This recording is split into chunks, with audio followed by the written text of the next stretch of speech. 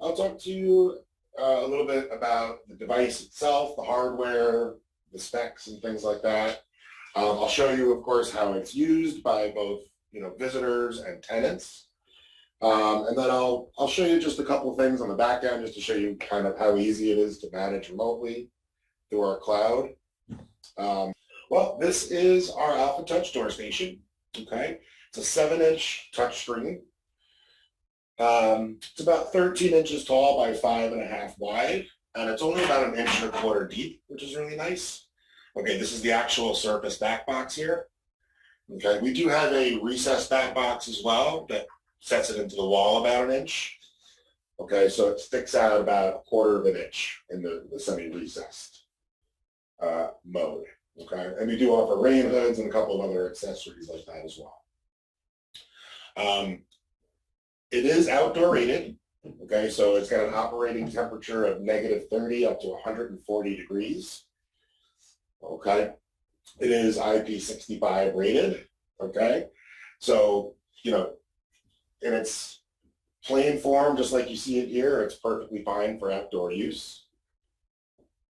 It does have a 3-megapixel camera here with a 120-degree wide-angle view.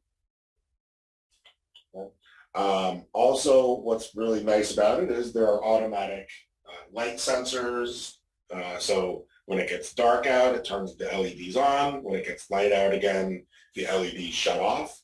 And those are programmable, so you can have them off even at night, and when someone walks up to it, it turns on.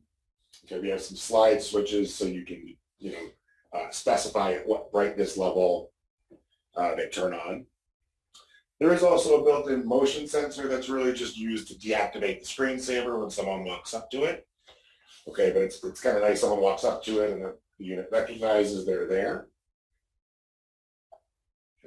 It also comes standard with a built-in proximity fob reader. Door is now unlocked. Please enter. Okay. When used kind of by itself, Alpha Touch is in and of itself an access control system. Okay, so there are scheduling components and you can apply different schedules to different people. It can also be used in conjunction with a third-party access control system. It does have a Wiegand output on the back, so it can be used as a card reader for a third-party access control system as well. Okay. On the back of the station, there are 3 relay outputs. So you can control up to 3 different, either door release mechanisms, elevators, whatever you want to control, garage door openers. Okay. And what's nice is we can set up multiple actions that do different things to those relays. So one example I had recently, I had a building where they have a door, they have an elevator, and they have a package room. So they have one action that says open door and call elevator. So that triggers relay A for the door and relay B to call down the elevator. And then they have another action called open door and package room. So it triggers relay A to open the door and relay C to open the package room. Okay, those are selectable in the app when the call is answered through the app. The tenant or whoever's getting the call will see those 2 options and they can choose which one to trigger. If the call comes through as a telephone call, because we do telephone call through SIP as well, they can assign different touch tones. So 1 might trigger action 1, 2 might trigger action 2, and so forth. Okay. There are also 3 relay inputs or contact inputs. Okay, so you can have maybe a push to exit button that opens the door. You could give the management office a button that opens the door. I have some people who use motion sensors to trigger the door unlock. Okay, so that's an option as well. While we're talking about relays, I'm gonna make a little bit of a left turn here, and I'm gonna talk about the fact that we also offer remote relays or external relays outside of the station. Okay, you can have up to 512 of these. Okay, and we use them for a variety of things. mainly three things. The first thing we use those for is if you have a higher security building, like a government building or something like that, you can physically take the door release actions off of here and put them on a relay inside the building, so that someone can't just pull the panel off the wall and short the wires and let themselves in. Okay. The second thing we use this for is we use those relays for is a smart elevator integration. Okay, so you can have, let's say, a 15-floor building, okay, and you have an elevator that has 14 inputs for the various floors, okay, and you can assign one of my external relays to each floor of the building. So when a resident lets themselves in, or lets a tenant in, or lets a visitor in, not only will it open the door with either the onboard relays or a remote relay, but it will also trigger the relay for their floor to indicate to the elevator to allow that floor button to be pushed. Okay, I've seen similar things like in casinos where you swipe your card, for your room key, and it knows you're on the third floor and it doesn't let you push any other button. Type of thing. Okay, so that's the second thing we use those relays for. The third thing we use those relays for is our patent pending analog integration. Okay, so Alpha Touch can integrate with virtually any analog intercom system out there. Okay, so when you come up to the door and you call John Smith in apartment 2C, it'll call his app. Okay, it'll maybe also dial his landline. It will also place a call on his existing intercom system. The relays really are the interface. So what we're really doing is we're replacing the door panel at the front that maybe has 50 buttons on it for the 50 units that are in the building. And we're replacing those buttons with relays, essentially. Okay, so the two systems really are still working independently of each other. Okay, but we put up we call it a hybrid panel. So it's got the Alpha Touch mounted to a stainless steel plate, and it's also got the speaker microphone from the old system mounted behind it as well. Okay, so if they answer the call through the app, they're talking through Alpha Touch. If they answer it through their apartment station, they're talking through the existing intercom system. Okay, this is particularly good for places like New York City, where having a hardwired device in each apartment is required. Okay, so this lets us add the smart capabilities to their existing system. Okay, at a relatively low cost without replacing any kind of apartment stations or anything like that. You just replace the panel and they're good to go. Okay. So those are our external relays. I just wanted to mention those. Okay. I also mentioned before there's a weakened output, so we can interface with other access systems. And of course, the most important thing is that it's a single cat cable that runs the whole thing. Okay, so it's got internet and power over Ethernet to power the entire device. Let me zoom in on the screen a little bit here as my screensaver comes up. Now, one of the nice things is we do co-brand the screensaver, the web portal, and the apps with our installing dealers logos here. This is just a dummy company I have on here. Okay. And just to show you with the motion sensor, when somebody walks up, it does deactivate. Okay. So let me just zoom in a little bit more.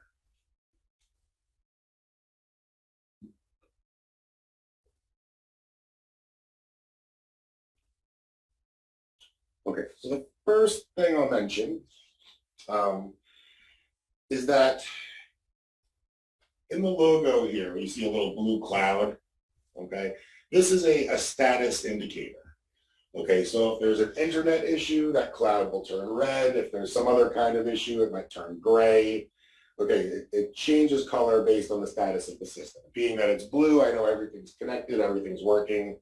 It's talking to our servers, and we're good to go. Okay, the system is multilingual. Okay, so we have English, Spanish, French, Russian, German. We have a couple more in the works right now. Okay, and that will obviously translate the translatable text on the screen. And we also have voice prompts in those languages. So, for example, Добро пожаловать. Russian. Okay, now what's nice too, I don't know if you can see, it may be a little blurry, but I have some custom buttons down here. These bottom two buttons are custom buttons. Okay, it translates custom text on the fly. Okay, so if I have a button that says, trying to think of something unusual, call funeral parlor, okay, it'll translate that text on the fly. Okay, let's go back to English. Welcome. Okay, so let's discuss these function buttons real quick. I'm going to start with the bottom two buttons because, as I mentioned, they are custom buttons. Okay, I specify the caption, I specify the icon, and I specify which single entity or multiple entities get called when I press that button. Okay, so it's very straightforward. They're speed dial buttons. Okay, I can actually have up to 6 of them depending on what other functions are enabled. Okay, if I have some of these hard buttons that serve functions specified by your options, I limit myself to how many of those speed dial buttons we can have. Okay. The directory button, okay, is pretty self-explanatory again. To search the directory, please enter the name or suite. Okay, now if it's not a very long list, someone can just scroll through it to find who they're Touch the looking line of for. the suite you would like to contact. Okay, you'll see these yellow items. These yellow items are high priority items. They get alphabetized at the top of the list before everything else. Okay, and I also have low priority that get alphabetized at the bottom of the list. You see this one in kind of gray, it says penthouse. Okay. You can also very easily find who you're looking for by typing their name. Oops. Okay, I just typed MG, so I have everybody here in the management office. It'll filter the list down as you type. Okay. Once I find the person I'm looking to call, okay, now this person, who's me, has a couple of options. I can call that resident. If I am that resident, I can enter my access code here to let myself in the building. Okay, we do also have a method of doing the access code a little quicker, but this is just the way my panel is configured. Okay, we can have an access code button right on the home screen, but in this case, it's configured a little differently. Okay, so once I find the person I'm looking for, To search the directory, please enter the name or suite. move this over and see if I can get my phone on the screen here.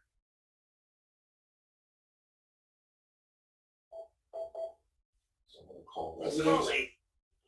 Okay, so I have my phone. I'm calling myself. My phone rings. I click on the notification and I have my live video. Okay, I'm going to just step away because of feedback. But I'm going to answer the call. Okay, so I can speak to the person, I can see the person. I can also turn my video on. Okay, and of course I can open the door. Please enter that. Okay, now that two-way video feature is really nice. Some people use sign language or read lips. Okay, that's particularly useful in those cases. Of course, it's disabled by default. I don't want to answer the call and have the mailman see me in my boxers. Okay, so the resident does have to turn that on for each call. Now, what's really nice is Alpha Touch is a smart system. Okay, so if I don't answer my app call in about 20 seconds, it will begin to dial my telephone number as well. Okay, so if I am someplace where for some reason I don't have internet access or, I signed out of the app or something like that, I will still get the call as a telephone call. And in which case it'll work very much like a standard telephone entry system. This also answers the question, what about the old couple in 2C who don't have a smartphone or are resistant to using an app for whatever reason, okay, they can program in their landline or their flip phone number, and they can just use the system like the standard telephone entry system, press 9 to open the door, or pound to open the door and call the elevator, whatever they choose. Okay. The last button there says scan virtual key. This is a temporary credential that I can send to my visitors. Okay, so if I'm having a dinner party tonight, I can create a virtual key called dinner party. It's good from 6 p.m. to 10 p.m. Okay, and I can send this virtual key to 10 of my friends. Okay, my 10 friends will get something that looks similar to this. Okay, each one of my friends will get a slightly different key, even though it's under the same umbrella of the dinner party. And this way, when somebody arrives, and I say scan virtual key, hold it up to the panel. I guess mine is expired. Okay. Door is now unlocked. I had glare or something. Okay. So the system knows that Jason has arrived. I, as the tenant now, I just got a notification on my phone. It says visitor arrived. Jason has arrived, and I get a picture of my visitor arriving. Okay, I also got it as a text message. Okay. So it says your visitor has arrived. Jason has arrived. Okay, so this way the system knows exactly who's coming and going based on their unique virtual key. Now, those virtual keys also have a backup code, so if my screen is cracked and the camera won't read the code, or if I'm using one of those weird polarizing screen protectors and the camera's having a hard time reading it, I can enter in the backup code as well. Okay.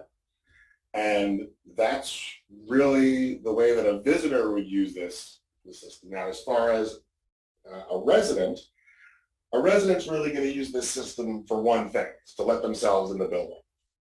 Okay, so I mentioned that we have the fob reader, and I showed you that. I mentioned we do have the access codes. Okay, so if I come into the directory. To search the directory, please enter please enter your tenant access code. I think I'm 1111. Door is now unlocked. Please enter. Okay. There's a couple of different ways a resident can let themselves in as well. They can let themselves in using the app. I'm just going to move that back for a second. And see if you can see that here. And I'm going to let myself in. Did I pick the right door?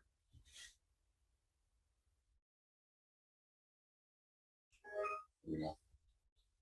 Okay. We also integrate with Alexa and Google Home. Okay, so it essentially turns our panel into a smart lock. Okay, they don't have the ability to lock the door, obviously, because that's on a timer, but they have the ability through the Alexa app or the Google app to unlock the door.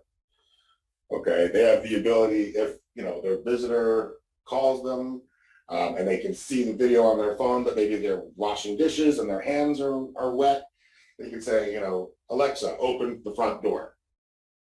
And Alexa will open the front door. Okay. In the worst case scenario, a resident can always call themselves and let themselves in if they forget their fob and they forget their access code.